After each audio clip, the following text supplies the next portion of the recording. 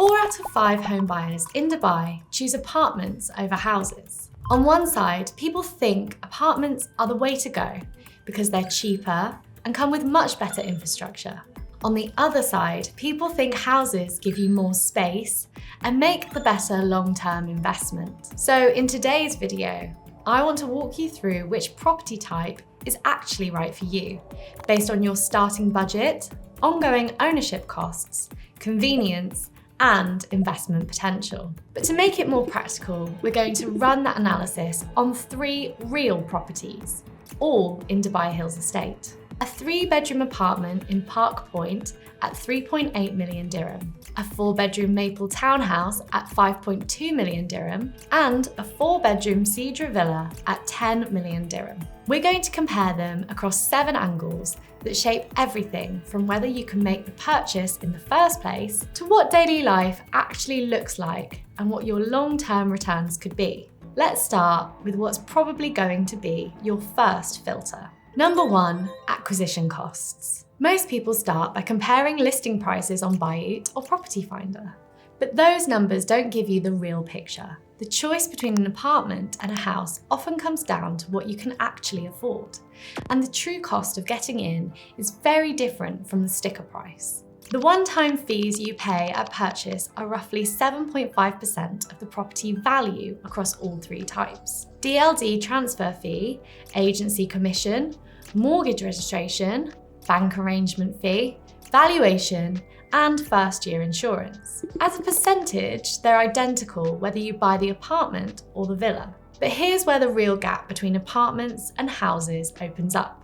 The down payment. UAE mortgage regulations require 20% down on properties under 5 million dirham. Above that, it jumps to 30%. The apartment at 3.8 million dirham qualifies for the lower tier. Down payment, 760,000 dirham. The townhouse at 5.2 million dirham crosses that threshold. Down payment, 1.56 million dirham. The villa at 10 million dirham, 3 million dirham. Stack the fees on top and total day one cash comes to about 1 million dirham for the apartment, about 1.9 million dirham for the townhouse, that's nearly double, and about 3.7 million dirham for the villa. That's more than 3.5 times the apartment, more than the entire purchase price of many apartments in other Dubai communities. So the fees are the same, but the down payment rules create a massive difference in what you actually need in the bank. The thing is, the bank is not going to give you any amount you request. The loan amount is individual. It depends on your income, your employment status, your existing liabilities. But you can get an idea of what you might qualify for even before you start the process. We built a free borrowing power calculator. You enter a few basic details and it shows you the maximum mortgage amount you'd likely get. Click the link in the description or scan the QR code on screen. It takes about 30 seconds. Now, day one cash gets you the keys, but turning an empty property into a livable home is a separate budget entirely. Number 2, move-in costs. This is the part most buyers forget to budget for. It starts with the basics. DEWA deposits and connection fees. If you've rented in Dubai before, you already know these. The same deposits apply when you buy. Budgeting about 2,500 dirham for the apartment and 4,500 dirham for the townhouse and villa. Then there's cooling. Some properties require extra charge, some are chiller free. In general, apartments in Dubai Hills use district cooling through mPower, while townhouses and villas run their own split system. Then comes furnishing, and this is where the spread gets dramatic. A 1,700 square foot apartment can be well furnished for 30 to 50,000 dirham. A 2,400 square foot maple townhouse has an extra bedroom, a maid's room, and a garden that needs outdoor furniture. Furnishing costs 80,000 to 100,000 dirham. A 3,500 square foot Cedra villa has multiple living areas, a maid's room, 4 bedrooms, a private garden, and potentially a pool. Furnishing runs 150 to 200,000 dirham. Now, here's a cost line that doesn't exist for apartment buyers: garden and landscaping. The maple townhouse garden comes delivered as bare turf, getting it presentable 15,000 to 25,000 dirham. The Cedra Villa, 30,000 to 50,000 dirham. And if you want a pool, that's another 150 to 250,000 dirham. Add curtains, window film, smart home setup, and other small costs, and the total move-in picture looks like this. The apartment, about 70,000 dirham. The townhouse, roughly 155,000 dirham. The villa, around 455,000 dirham. That villa number alone is more than the total annual salary of many professionals in Dubai. Now, everything we've talked about so far, the purchase fees, the down payment, the moving costs, those are all one time. You pay them once and they're done.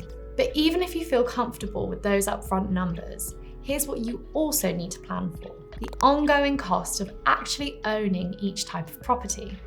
And this is where the comparison gets surprising. Number 3, maintenance costs. Once you buy, there are permanent costs you carry every year. These break into 4 categories. First, service charges. These go to the developer or community management for shared infrastructure, and the rates vary enormously. Apartments in Dubai Hills pay about 20 dirham per square foot per year. On a 1,700 square foot apartment, that's 34,000 dirham per year. You're paying for lifts, lobbies, gyms, pools, security guards, and building maintenance. Townhouses and villas pay about 3.5 dirham per square foot. On the 2,400 square foot townhouse, that's 8,400 dirham. On the 3,500 square foot villa, that's around 12,330 dirham. So despite being much larger, the villa's service charge is actually lower than the apartments. That's because villas don't share all that building infrastructure. Second, diwa and cooling. This is where villas pay heavily. Cooling costs scale with floor area, and villas have more walls, more roof exposure, more glass. Budget roughly 16,500 dirham a year for the apartment, 25,000 dirham for the townhouse, and 32,500 dirham for the villa, especially if you have a pool. Third, private maintenance.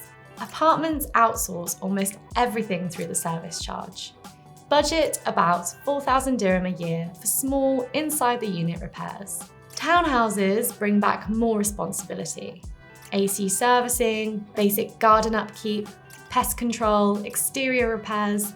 That's about 13,500 dirham a year. Villas carry the full load. Multiple AC systems, a gardener, a pool company, pest control, exterior cleaning, and constant stream of small fixes. Roughly 25,000 dirham a year. And fourth, insurance. Mortgage, life insurance, and property insurance together run about 3,800 dirham for the apartment, 4,600 dirham for the townhouse, and 9,000 dirham for the villa. Total annual maintenance: the apartment costs about 58,300 dirham per year. The townhouse actually comes in lowest at about 51,500 dirham, cheaper than the apartment, mostly because of those low service charges. And the villa, about 79,330 dirham. That's roughly 6,600 dirham per month for the villa, on top of your mortgage payment. And speaking of mortgage payments, if you're buying with a mortgage, that's another ongoing cost that sits on top of all of this. And the terms you get can make a real difference. The interest rate, the repayment period, the bank you choose. At Patron, we pair you with a full team. Former bankers who make sure you apply to the right bank, lawyers who flag suspicious clauses, market experts who verify the valuation, insurance specialists, and accountants who check you're not being overcharged. If you want to take one of the biggest financial decisions of your life seriously, we'll be happy to help. Click the link below the video or scan the QR code. Now, up to this point, we've only talked about money, and money doesn't tell you what it actually feels like to live in each one. That's where the next 4 angles come in, starting with what the floor plan actually gives you. Number 4, layouts. Square footage tells you almost nothing. What matters is how the space is organised and how well it fits the way you actually live. Imagine you come home from work and walk through your front door. In most apartments, everything is on one level. There are duplex exceptions, but in a typical 3-bed apartment like Park Point, your kids are right there in the living room. There's no real separation between social and private space. When guests visit, they're physically close to your bedrooms. Most apartments have open kitchens. That's great for entertaining, but there's no way to close off when cooking something heavy. For certain cultures where a closed kitchen matters, that's a real downside. Storage is limited. No garage, no garden shed. But everything is climate controlled. No stairs, easy to clean, easy to monitor small children. For 1 to 3 people, it works beautifully. In the Maple townhouse, you can breathe. Social areas on the ground floor, bedrooms on the first floor. There's a maid's room with its own bathroom, a small private garden, extra storage space, covered parking for 2 cars. The 4th bedroom works as a guest room, a study, or a gaming room. Stairs are unavoidable, but for a family of 3 to 5, the vertical separation changes daily life. The Cedar Villa is a different scale entirely. Every room is bigger. The master bathroom is spacious and not cluttered. Living is fully separated. A formal living area for guests, and a family lounge for everyday life. And the garden isn't huge, but it's large enough to install a pool and still have extra seating space. With a townhouse, once you put a pool in, there's barely any room left for anything else. Now, layouts tell you what happens inside your walls, but there's one more thing about living in each type that many buyers underestimate until they actually move in. Number 5, privacy. In the apartment, you share walls with neighbours, and the sound insulation quality varies. You normally don't hear conversations through walls, but you do hear footsteps from above, doors closing, vacuum cleaners on hard floors. You definitely hear dogs barking. And it works both ways. If you have a dog, your neighbours can complain about barking. Developers take those complaints very seriously and issue fines. You share the lift with strangers every day. In the Maple townhouse, you share 2 walls with your neighbours, but you have your own roof, garden, and front door. The garden is enclosed, but plots are tightly packed. Neighbours on the same side can see into your garden from their first floor windows. Sound through shared walls is generally good, but not perfect.